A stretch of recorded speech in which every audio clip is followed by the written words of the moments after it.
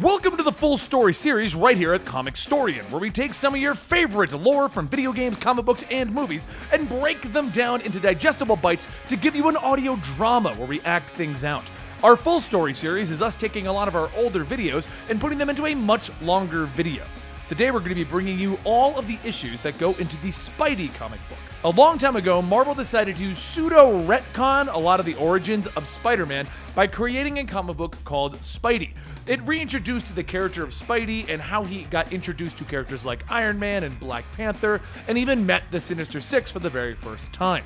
I know it's not a long video, as a lot of these issues were much shorter, but hey, we're right around Spider-Man Far From Home's release, and I wanted to bring you guys a Spider-Man complete story. So I hope you guys enjoy the Spidey story in one full story just for you.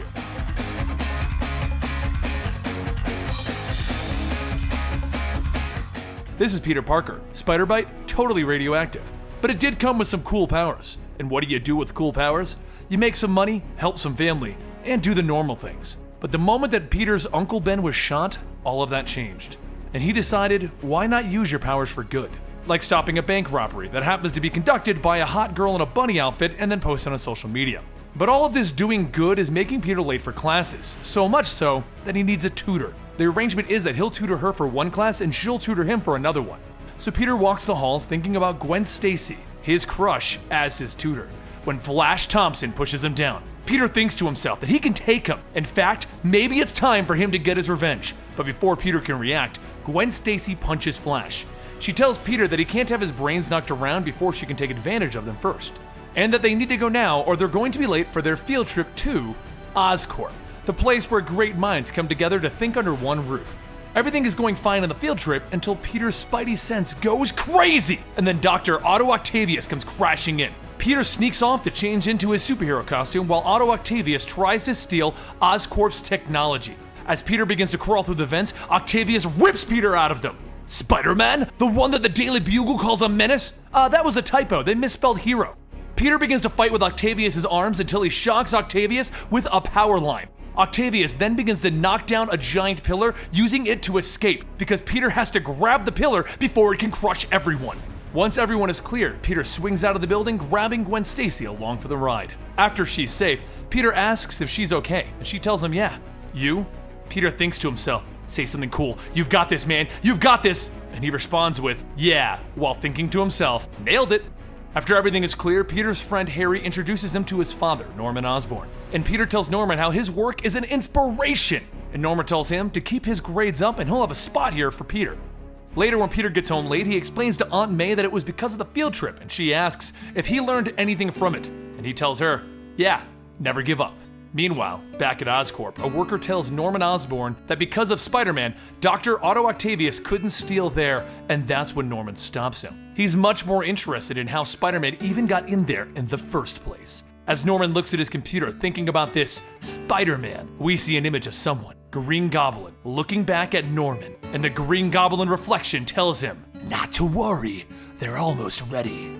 On the next day, Peter starts his day with Aunt May asking if today is the big day, seeing as he's changed his shirt 5 times before leaving for school. Peter tells her that it is the day, the first day where he's going to tutor Gwen Stacy. And those shirts were just dirty and stupid. Aunt May tells him to relax, just be himself. So during class, Peter begins to think about that. Which self should he be? His nerdy self? His broke self? Maybe his Spidey self? And as the bell rings, Gwen pulls Peter into the library to help her study. Peter thinks to himself that he just needs to be himself, and he begins to look over her work, and she asks if he thinks that she can really pass, and he thinks to himself, say something cool, say something cool. And then in a Gandalf tone, he says, you shall pass! Gwen tells Peter that Gandalf rocks, but it's time for her to help him with his studies. As Peter begins to swing around the city, he thinks about how Gwen likes Gandalf, and how he likes Gandalf, and how they both like Gandalf. But before long, his Spidey sense begins to go off, and he sees a bank being robbed. As he looks around, he doesn't see anything other than sand, but the sand is moving. The sand begins to rise up, taking the form of a person, and it punches Peter. This is Sandman, aka Flint Marko, aka a real jerk. He's the bank robber, considering he just punched Peter out of the bank. As Peter gets outside, he realizes that he needs to get Sandman away from the people before they get hurt. So Peter grabs the money and Sandman begins to chase him as Peter is looking for a place where Sandman can't hurt people. And just as Peter sees it, Sandman blasts him in the back with sand. Peter looks around and notices that he fell into a construction site. Perfect, more sand! The sand begins to swirl around Peter, and he realizes that Sandman may be trying to bury him. But don't worry though, this is all a part of Peter's plan. Probably? Maybe? But you know what hurts Sandman more than Spidey? Water. So he shoots his web, opening up a water valve, spraying Sandman, and then breaking free of the sand tornado thing. Peter then turns on a cement machine and asks Sandman his thoughts on cement. And just as Sandman gets covered up in cement, he tries to yell out to Peter. And Peter tells him, "Yeah, I love it too." Peter tells the police that they're welcome, and he's glad that he could have helped. And the police ask him if he's kidding. What are they supposed to do with him now? He's a giant block of cement. Peter says that at least he's not going anywhere. And the cops tell him, that's the problem. Right, bye. And Peter webs away. Later that night, Peter gets home and Aunt May asks how his day went. And Peter tells her that it was great, actually. Aunt May asks how he managed to do that, and Peter tells her he was himself. Every single one of them.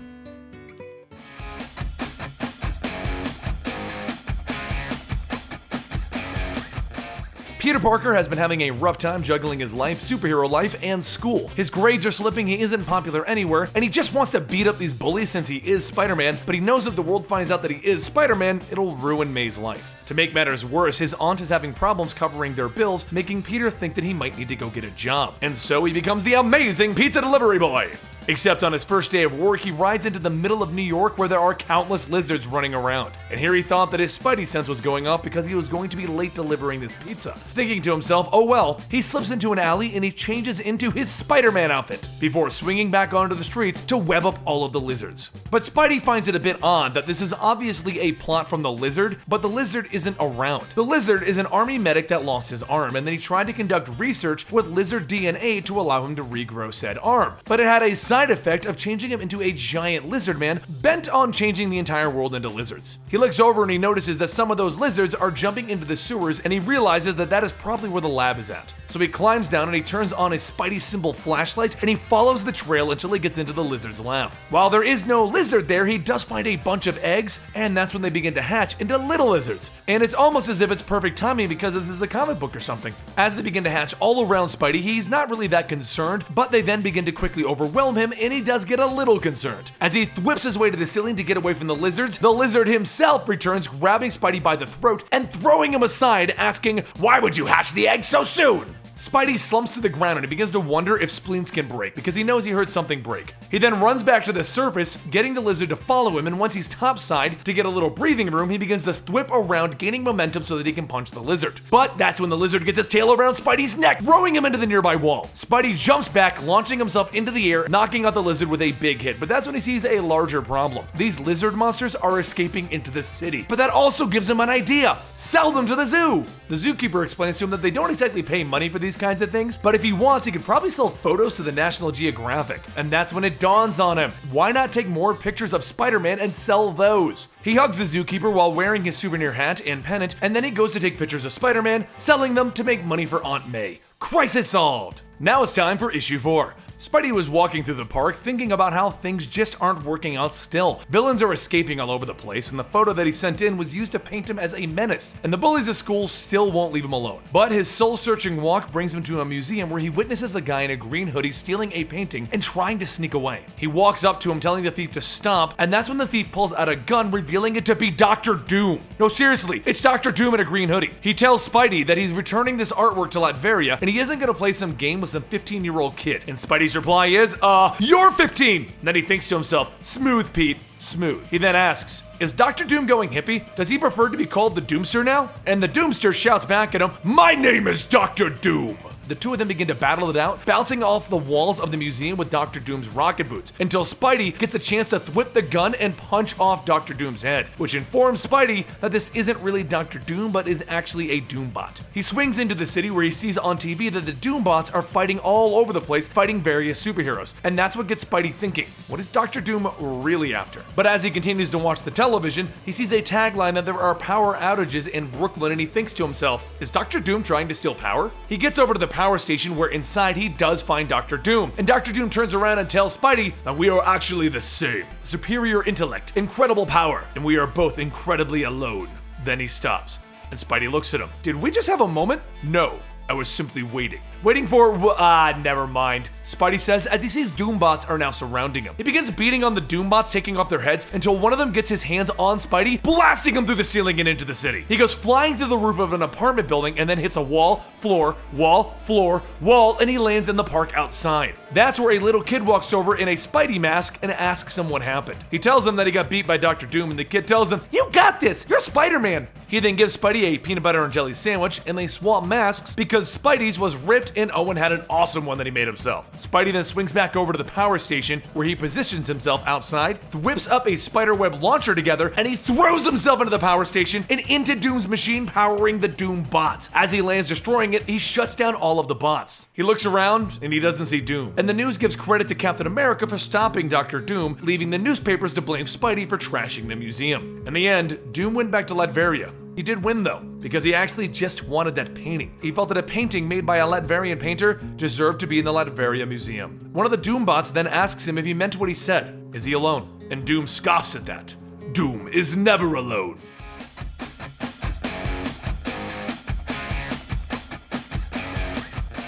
Well, it was a good run for Peter Parker. But how did it get to the end? It all started one day after school when Peter was watching Gwen walk home with Flash Thompson. Harry tells Peter not to worry. There are plenty of fish in the sea, but Peter feels that he may not even be in the sea. So the two of them begin to head home. Harry's father, Norman Osborn, comes by to check on Peter to see if he'd like to accept his offer of helping tutor Harry. Seeing that Peter helped Gwen with math, Norman wanted to pay Peter to help Harry with his studies. After a little convincing, Peter agrees, and Norman hands him a check for a rather large sum of money. Before Peter can tell him it's too much, Norman just tells him it's nonsense. Peter knows his self-worth. Later, as Peter watches over New York, his Spidey sense goes off as a crime goes off nearby. And when he gets there, the robbers don't seem to be going anywhere. Peter jumps down and he knocks the robbers out, and he tells them normally after you rob a bank, you run away, guys. The robbers tell him that they actually were paid to wait, and then Peter asks for who? And he hears a voice tell him, "Me, the Green Goblin!" The Goblin flies into Peter, slamming him against a building. Peter tells him, "No time, no see," and then he begins to jump away, but as he's trying to jump away, the Green Goblin grabs him by the ankle and electrocutes him. Peter manages to swing away, but the Goblin throws his bombs at Peter, who has to duck behind a billboard. After setting up his camera and swinging back into action, Peter starts to beat on the Goblin, but before long, the Goblin begins to escape. As Peter chases after him, Green Goblin starts to throw his bomb at all of the nearby civilians, so Peter is distracted having to save them. And then the Goblin stops to laugh. He knocks Peter away, and Peter realizes that he is in fact out of webbing, and he's now got no other options. He crashes through a manhole cover, and the Goblin tells him, "You can't escape!" Who needs to escape? Peter tells him. As the Goblin gets close to the sewer, Peter jumps back out covered in water, shocking the Goblin and knocking him off of his hoverboard. The Goblin then begins to pick himself back up, and he begins to hold his left arm and tells Peter, "There is something else you are, a worthy opponent." The Green Goblin jumps back on his hoverboard and he begins to fly up, telling Peter Parker, "Soon, Spider, soon!" But Peter suffered his own injuries, such as hurting his leg, and he yells, yeah, you better run!" Then a random passerby turns to him and tells him, "Get a job," and he continues to walk off. The next day at school, Peter and Harry begin to leave class, and Norman meets up with them to pick up Harry. But there's something the two notice about each other. Peter is limping on his leg, and Norman has a broken arm. They begin to stare at each other and wonder if, maybe, are they Spider-Man and the Green Goblin? No, it can't be that easy. The Green Goblin would never believe that Spider-Man is a boy. And Peter can't believe a genius like Norman Osborn would be a madman like the Green Goblin. For now, it doesn't matter. It's time for Peter to get back to work as Spider-Man. Now we go to issue 6. For Peter, life has not always been awesome, but he is getting help, at least in school. Ever since his teacher, Mr. Maxwell's paired him up with Gwen Stacy, the two have been helping each other in their work, where Peter helps with math and Gwen's been helping him with his history. After their history test, Gwen tells Peter not to worry, he did fine. He does have the greatest history tutor ever, but as the two of them leave school to get some ice cream, Gwen says that it looks like they're getting closer to winter break. And Peter responds by stating that in the winter formal. He begins to trail off as his spider sense starts going off though. He starts to walk off away from Gwen Stacy, and she asks what he was gonna say about but Peter just says nothing, and he tells her he'll catch her tomorrow. He ducks into an alley to change into Spider-Man, and he thinks to himself, he really needs to work on asking Gwen out. As he swings towards the building where his sense was going off, he starts saying to himself out loud, "Do you want to go to the winter formal?" And as he enters into a hole into the building, he's still repeating the same question, and that's when a voice tells him, I'll pass. The voice belongs to the Vulture, and he's stealing from Tony Stark. Peter asks the Vulture how he's been, and the Vulture tells him, "Get out of my way!" He knocks Peter away with the briefcase that he's taken, and then he slashes at Peter's back. With Peter down, the Vulture makes his escape back out of the hole that he's made, but before Peter can chase after him, he hears a voice telling him, "Halt!" Peter turns around and he sees Iron Man and he asks, "Was halt too formal? Maybe don't move?" Yeah, that's way better. He then scans Peter, but when he looks at his face, his scanner isn't picking up anything. Iron Man tells Peter he'll make him a deal. "Before I hand you over to S.H.I.E.L.D., you can take that mask off and we can talk like grown-ups." But Peter isn't a grown-up, and he shoots out the window telling him that the Vulture is getting away. Iron Man follows Spider-Man and flies after him, shooting missiles, and Peter tells him, "Look, I'm not the thief! I wouldn't break into Stark Industries! Besides, your boss, Tony Stark, dude's a genius, and I'm a huge fan!" Peter continues on, "The guy we're actually after is the Vulture, and if you'd like, you can ask him since he's right over there, Iron Man." Iron Man tells him, "Alright, maybe you were right, so how about we team up instead?" "Team up? With you? Awesome!" As Peter and Iron Man attempt to capture the Vulture flies through nearby gondola lines and he snaps them. Iron Man flies underneath to try and catch the gondola and he tells Peter to keep on moving. Peter swings over, kicking the Vulture and taking back the briefcase, but as the Vulture goes in for another attack, his wings get blasted by Iron Man, who tells him that they're done here, and you're welcome for not making any barbecued wing jokes. As Peter and Iron Man sit on a roof, Iron Man asks if he has any idea what he was doing. And Peter says, "What? No? Yes? What? Am I on an adventure now? No. But not even close. I did. Stop talking." Iron Man begins to head out, but Peter stops him asking if he hangs out with Tony Stark. And Iron Man tells him, "All the time." Then Peter says that he's pretty good at dating and stuff, right? "Do you have any tips for me?" As he blasts off, he says, "Fortune favors the bold. Ask her out before she has plans." And then Iron Man leaves. The next day after class, Peter walks with Gwen, and he finally asks her if she would like to go to the Winter Formal. And she tells him, yes, she would, but she's already told Flash she'll go with him. Peter says, oh, he just maybe thought they could study that night if she wasn't going, but he'll just see her tomorrow. Later, Peter sits alone on a building until it becomes night, and he hears a voice asking if the girl already had a date. Peter puts his mask back on in a hurry, and he says, no, yes. Iron Man tells him, I've been there, all the time, some of the time. Okay, once. But I know it will make you feel better. I just got an alert that Fang Fang something is trying to eat Brooklyn. You want to go punch a dragon?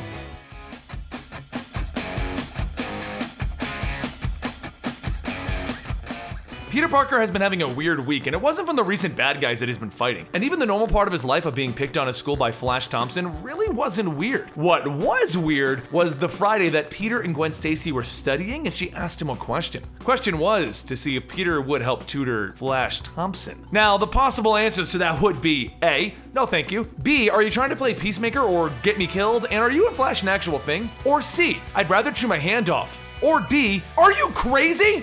Peter responds with, can I think about it? Gwen tells him that he's the best tutor, and Peter thinks that he's actually the worst tutor. But later that night, Peter waits for a crime, and he thinks about how he can't really help Flash. Flash is one of his nemesis. Nemesi? Whatever. And to top it all off, Peter's getting a little bored because he can't seem to find someone to punch tonight until his spider sense seemingly goes off. And that's when he realizes maybe there's still hope to punch something. He swings on over to a warehouse where he finds it empty, and he begins to question where did everyone go? Maybe down that awesome trapdoor? He climbs down the trapdoor that he found and he sees a tunnel with men moving all kinds of something, and he figures that they won't punch themselves, so... But that's when he's told to stop by somebody behind him, and he begins to wonder why his Spidey sense didn't go off. Peter looks behind him and he sees the Black Panther, the king and protector of Wakanda, which explains why his Spidey sense didn't go off. Black Panther's really not a bad guy. Black Panther tells Peter that he should cease his actions. Those men down there, they will answer to me. They've stolen Wakanda's prize, but Peter cuts him off asking, is it vibranium? That rare Wakandan metal that has all kinds of crazy properties like absorbing sound? Black Panther tells him, your knowledge is impressive, but my spies have already been keeping track of these thieves, so you should go. But before he can finish stating that, Peter already jumped down to begin fighting. Americans, T'Challa says.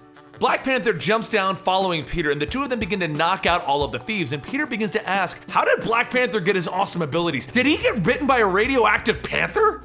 Black Panther tells him that's absurd, and Peter agrees, getting powers from a radioactive animal bite? That's so absurd. So the two of them finish cleaning up the rest of the thieves, and Black Panther looks over at the supplies and he notices that most of it's there, but some of that metal is missing. And that's when Peter's Spidey sense goes off again. The two of them turn around to see the Claw. Black Panther tells him to stand down unless he's prepared to be beaten again, and the Claw tells him, I'm prepared. And he blasts Peter and Black Panther with a sound blast. Peter flies off into the crate of vibranium while Claw continues to attack the Black Panther, and that's when Peter gets an idea. Maybe he can use some of the vibranium.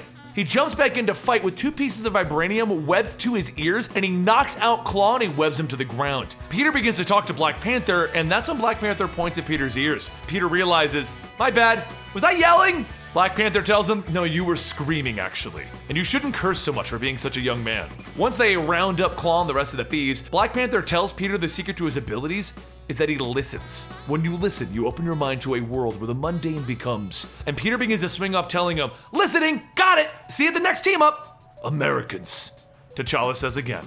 But as the week begins, it goes back to being a weird week when Friday finally comes down and Flash is told that Peter will help him study. Gwen tells him it's a package deal. She'll help with history and he'll help with math, or they both won't help.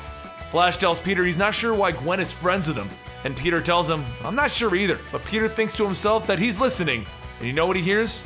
The sound of someone not being beat up. So with that, it's time for them to study. And that is issue 7. Now let's move on to issue 8. Peter and Gwen decide to go out to the movies one night, and despite what people may think, it is not a date, or is it?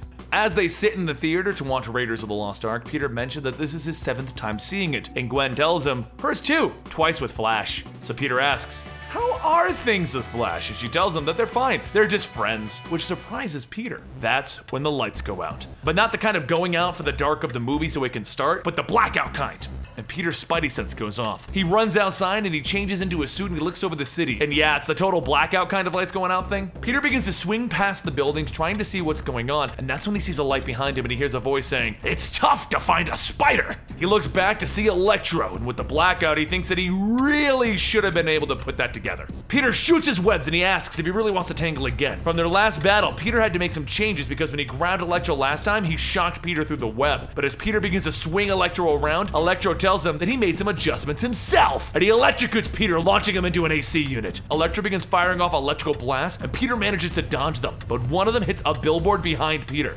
Down on the streets below, Gwen looks for Peter, but notices the sign falling towards an older woman. She quickly runs over, pushing the woman out of the way, asking if she's okay, and the woman tells her that she was fine until she tackled her. Peter swings down, telling Gwen that it's nice to see her again, and that he appreciates the help. Keep in mind, he's Spider-Man right now, and she doesn't know that Peter is Spider-Man. And that's when Spider-Man tells her that there's a homicidal / electrical maniac on the loose, so... But Gwen tells him that she's looking for her friend Peter. He went missing in the blackout. Spider-Man points over to the police on scene, telling her not to worry. Her friend is over there helping the police. And then he swings off, stating that Peter guy's an awesome guy, firm handshake, great hair, anyway, bye! Peter swings back up to fight with Electro, and he gets shot right back into the ground. He needs to get Electro away from these people, and then he looks over and he sees some people walking out of the subway, and that's when he has a plan. He runs down into the subway and he begins swinging through the tunnels, having Electro chase and shoot at him. Every so often, Peter stops to have a quick battle, but ultimately, he runs into a dead end.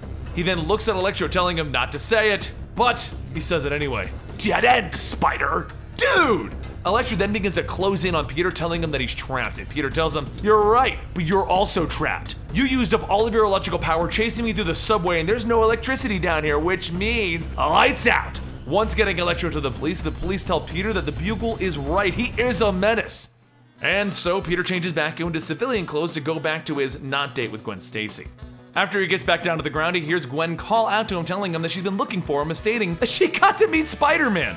Peter tells her, I did too, great guy, firm handshake. He then goes on to state that it seems like there won't be any electricity for a while, so maybe they should take a rain check on that movie. Gwen walks off telling him, it's a date, and heads home.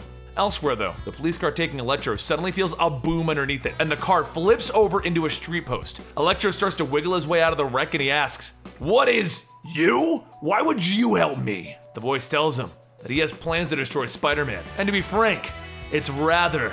The dust then begins to settle, and there stands Doc Ock finishing his sentence. Sinister!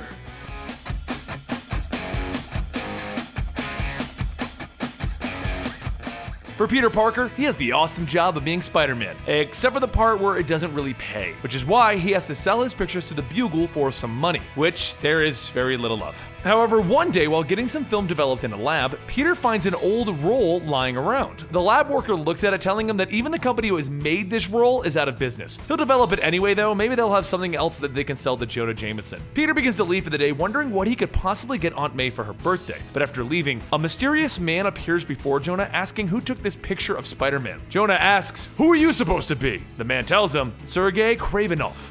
but others call him. That's when Jonah stomps him, telling him, Kraven the Hunter. I've heard. So what are you hunting? Kraven smiles, and he says he's going to be hunting spiders. Back outside, as Peter still looks for a gift for Aunt May, his spider sense begins to go off, and he's pretty sure that someone's following him. He ducks into an alleyway, and shortly after that, Kraven turns down the same alley. After quickly changing into Spider-Man, Peter jumps on Kraven's head, asking, Hey buddy, you like to hide in this alley too? Kraven shouts at him, telling him, I don't hide. And he begins to swing around wildly. I caught the son of the photographer, Peter Parker. Are you a friend of him? Or perhaps? Peter interrupts him, stating, Puny Parker? That guy never gets my good side. He manages to kick Kraven back, and then he webs the dumpster behind him, flipping it over onto Kraven. But Kraven just lunges forward, headbutting Peter. As Kraven continues to swing, Peter notices that it seems that he's gotten a lot faster than the last time that they met. But as the fight continues, Kraven starts to use different gadgets trying to capture Peter. He throws small explosives, an electric whip, a glue gun, and even just knives. Peter dodges everything, but there is one thing that hits him, and that's his fist. Kraven kicks Peter away, but before he can grab at him, Peter turns over, shining a light into Kraven's eyes. He jumps back up, punching Kraven, and he webs him to the wall, thinking about how that was just too easy. He's not that good. Or maybe he is. Maybe he's just lucky. But when he turns around to look back, Kraven's gone. And Peter says, yeah, I was just lucky. A little while later, Peter heads back to the lab to pick up his photos, and when he sees what they are, he says that this would make a perfect gift for Aunt May. Elsewhere, Kraven paces in a lab, stating he does not like to lose. All of his friends' little tricks didn't work.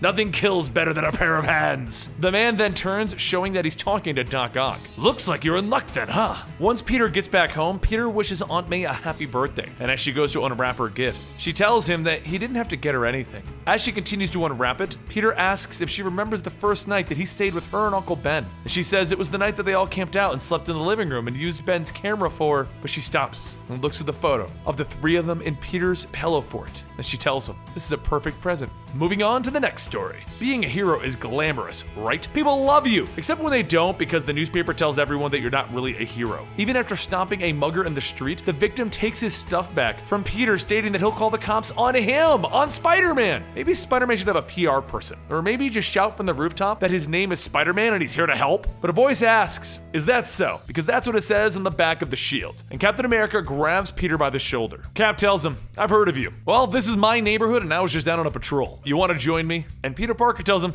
sure. I mean, yes please? So Captain America and Spider-Man go out helping the citizens of New York. Peter begins to wonder, why does everyone love this guy? But as they finish, they look out on the city and Cap asks him, why do you do it? Respectfully, you're a kid. Shouldn't you be doing kid things? Peter tries to come up with a witty remark, but he ends up just telling him, someone once told me that with great power comes great responsibility. Now I can help. So I do, or at least try to anyways. Good answer. But as Peter begins to ask if he can ask a question, his spider sense begins to go off and he jumps up holding Cap's shield. Behind them, AIM agents start coming at them, firing guns at the two of them. It doesn't take long for the two of them to knock out the AIM agents, but Cap begins to ask, what's with the attack? And the agent says that they're just the opening act. Peter begins to say that he thinks the main attraction just arrived. Any chance that one of your villains is a giant floating head with itty-bitty arms? Cap says, I should have known. When there's AIM, there's MODOK. MODOK begins to fire a mental blast, sending the two of them down into the warehouse below. And Peter catches them with a web before hitting the floor. He says that the giant head is pretty mean. And Cap says,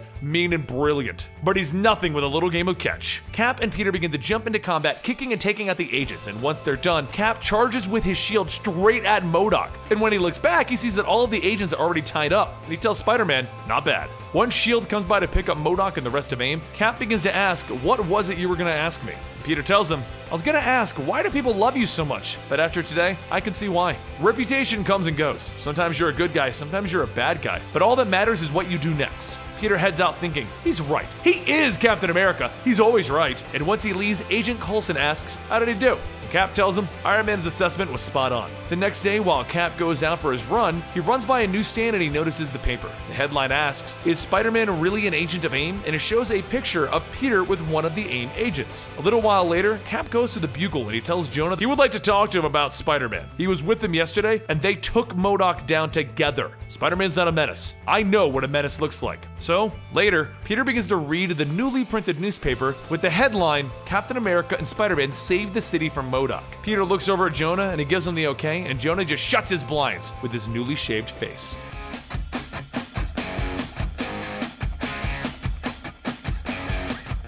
Peter Parker's day began like any other. Go to school, take a test, help the fine people of the city as Spider-Man, even though they still think he's weird.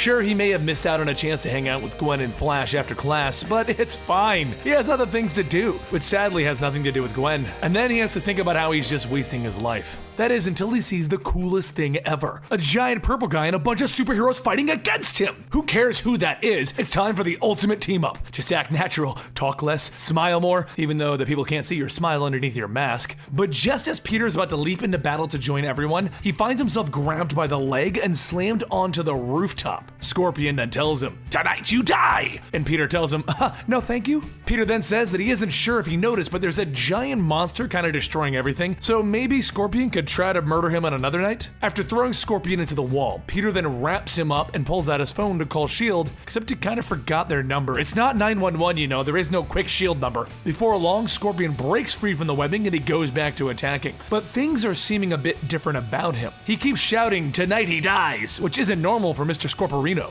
Peter manages to knock Scorpion back down again and he webs him up again. And Scorpion rips out again.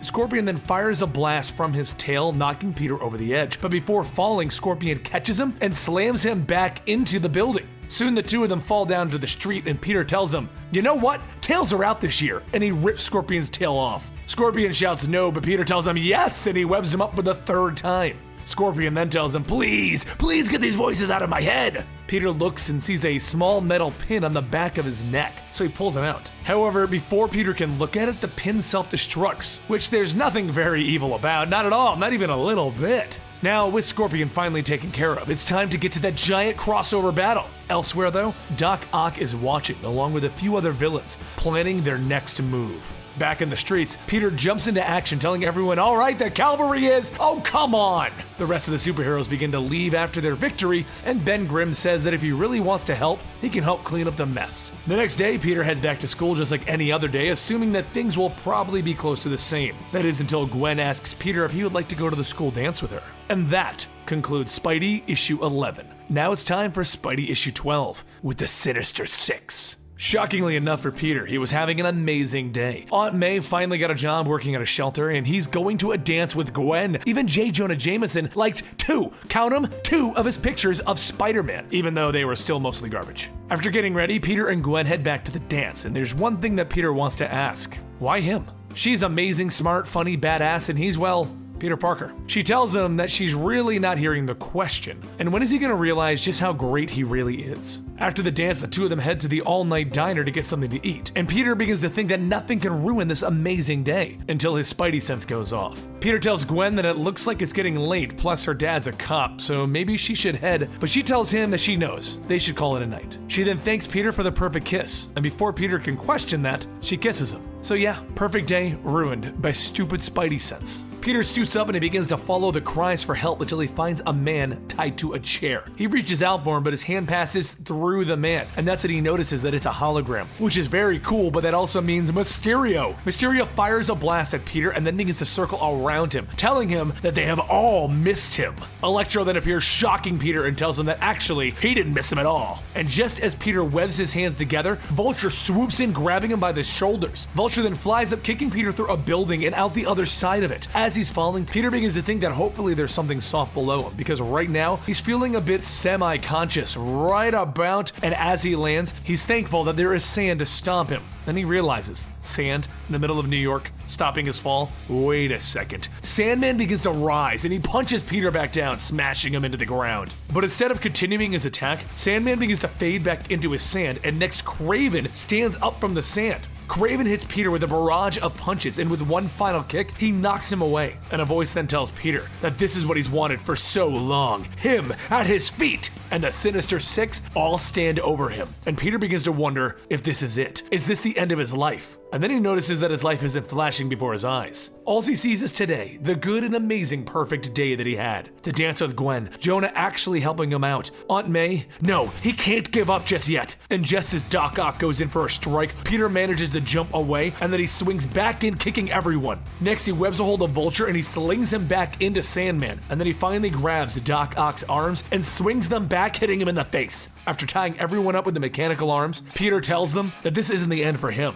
Though, It might be the end for his costume. The next morning, Peter begins to think about how he got to where he is now. Bitten by a radioactive spider, given great powers, sometimes he doesn't win. In fact, more often than not, he loses. But he'll never give up.